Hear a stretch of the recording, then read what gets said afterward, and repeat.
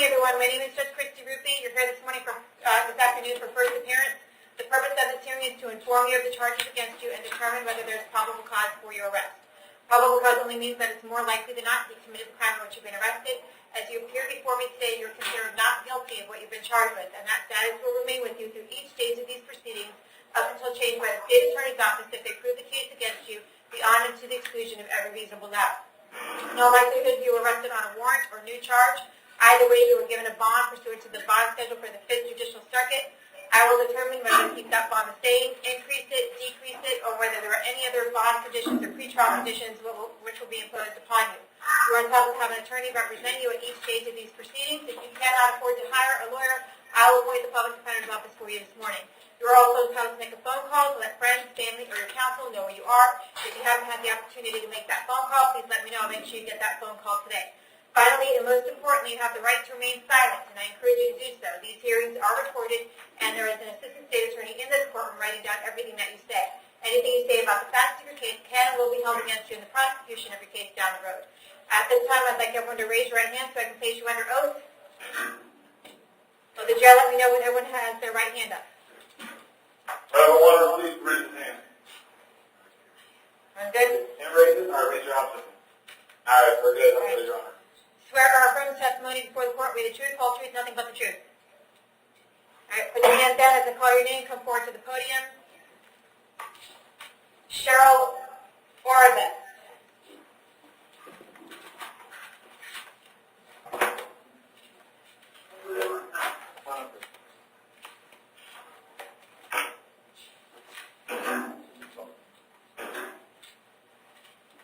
I'm here. Can I have your date of birth, ma'am? 3/4/1960. All right, you are here today for a trespass. I found probable cause for your arrest. Do you want me to appoint you a lawyer? I'll pay the ticket. Okay, state, what is she looking at for prior record?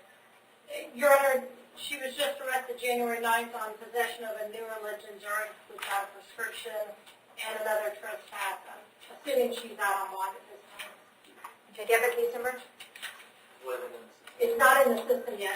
The arrest date was January 9th. Okay. If it's not in the system yet, I don't know when the date of offense is and whether she bonded out. Yeah, well, obviously she bonded out, but I don't know what the date of offense is, right?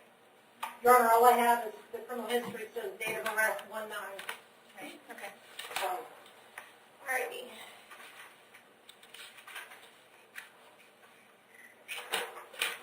All right, Ms. Orvis, are you on Azora Road in Spring Hill? Yes, that's right. Okay. How long have you lived there? 2 years. All right. Do you have a job these days? Do I ever what? Do you work? No, I did, but I collect Social Security right now. I have disabilities with my back. Okay. So we don't know if she did a plea on that January 9th or what? Do you know what happened with the case you were here for a couple weeks ago? I don't remember nothing. They let me go. Okay. I wasn't guilty. Okay. All right. Well, I'm gonna keep the bond at $1,000. You're gonna have to come back to court on February 8th. I've appointed the Public Defender's Office, so someone will come out to talk to you soon if you're not able to get out of jail. Okay? What? I've appointed you a lawyer. You're gonna get a lawyer, and I'm gonna keep the bond at $1,000. I can't afford it now. Okay. Well, I'm gonna have a public defender come out and talk to you, and if necessary, they'll bring you back in front of me, and we'll figure out what we can do. Okay? Okay, thank you. Let me know if you want to bring her back for a change of plea in a couple days for a time served. Ashley Williams.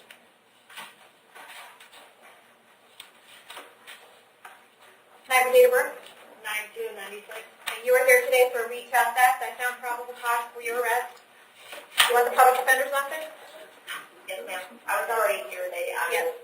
I got you. It's part of what you're already here for. All right, and you've currently been recommitted on that case. So this, I'm just going to keep the bond at $500. I'm going to make sure you have a public defender. And then your other cases are set for February 1st, right? Yes, ma'am. Okay, we're going to make sure this is on the same date, February 1st. Oh, the other one's a felony. This one is 2. February 1st at 8:30 in the morning. That's a grand theft. The shopper. It said misdemeanor? They gave it a misdemeanor, Your Honor. Okay, so we'll keep it a misdemeanor date now, and I'm sure you guys will amend that. So we're going to keep it at a different date. Right now, it's going to be February 8th at 9 o'clock in the morning, but the state's probably going to change that to February 1st. So just keep an eye out for a new court date and talk to your attorney about it, okay? All right. Kenneth Sarah?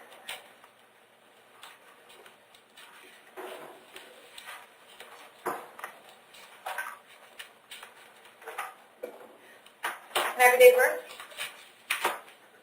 2566. Okay, you're here today for a grand theft and providing false names to law enforcement.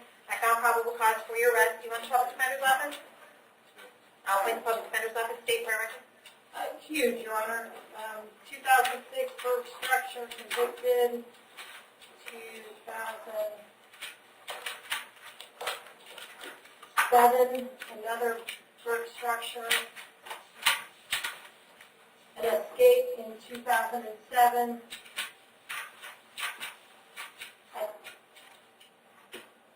There's also some Illinois, if it is the same person, Your Honor, it looks like he got out of Illinois prison in 17.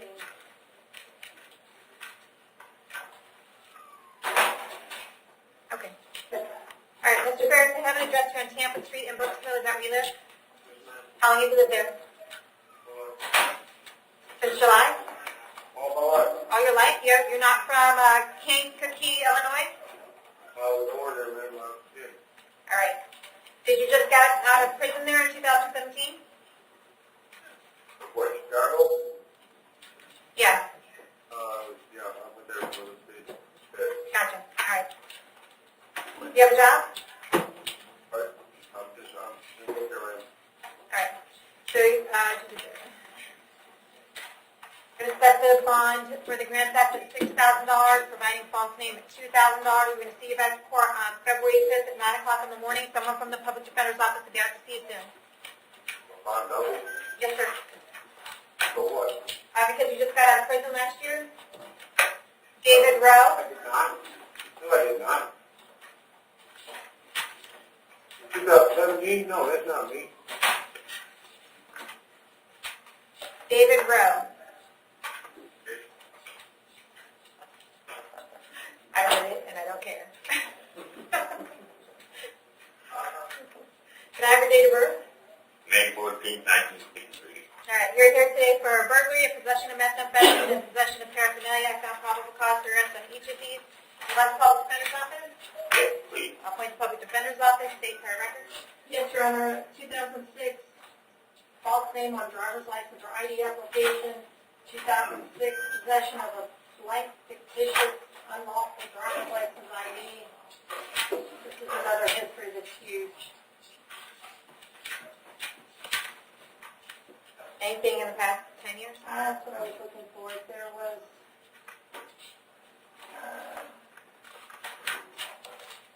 I don't think so.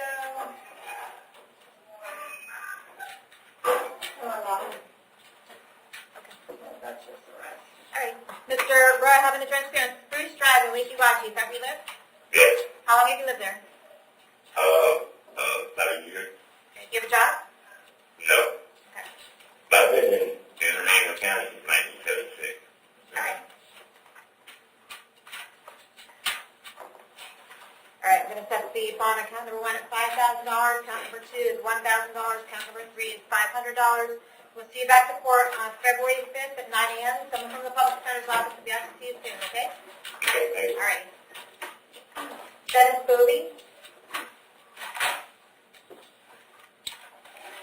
Morning, Mr. President. Good afternoon, ma'am. Good afternoon. Can I have a date of birth? 11/25/1970, ma'am. All right. You are here today for that violation of probation, which is out of state. Typically, it would be brought at first appearance, so I'm just going to advise you today that you have this violation of probation out of state. You've already signed a waiver for an interstate compact, which means they're going to take you to wherever it is that you were placed on probation out of, and they're probably going to come get you within the next couple days and take you over there, okay? So, are we talking Hillsborough County, ma'am, or are we talking back to Montana? It looks like Montana. Because there's this thing, and the state just hauled me in front of the judge for the last 3 months on a violation of probation for a curfew violation, Yeah. Apparently when the judge rewrote the order in January, there was no probation or, no curfew written in. It was a stipulation of veterans court, but not a violation of probation, so the state dropped the charge. Okay. And you're on probation out of where? Hillsborough County monitors me right now, ma'am. They monitor you, but where's your probation out of? I would assume Missoula County in Montana. Montana, okay. And you're saying that some judge out of Montana modified your probation so that the condition of curfew wasn't there anymore? No, ma'am. So the judge here in Hillsborough County, Judge Stanton, rewrote it in January. Okay. Well, I don't think that any judge here in Florida would have jurisdiction to modify your probation out of Montana. I think it would have to be done by a Montana judge. But if I were you, I'd get in touch with a lawyer or your public defender, whoever you had in Hillsborough County, and see if they can shed some light on it, okay? But there's nothing I can do today. Okay, so I'm stuck here. Well, you're going to be sent probably to Montana unless they take care of it soon. Okay. Okay? Can this be done telephonically or? I don't know. You're going to have to check with your attorney. Okay, thank you, ma'am. Did I get everyone to jail?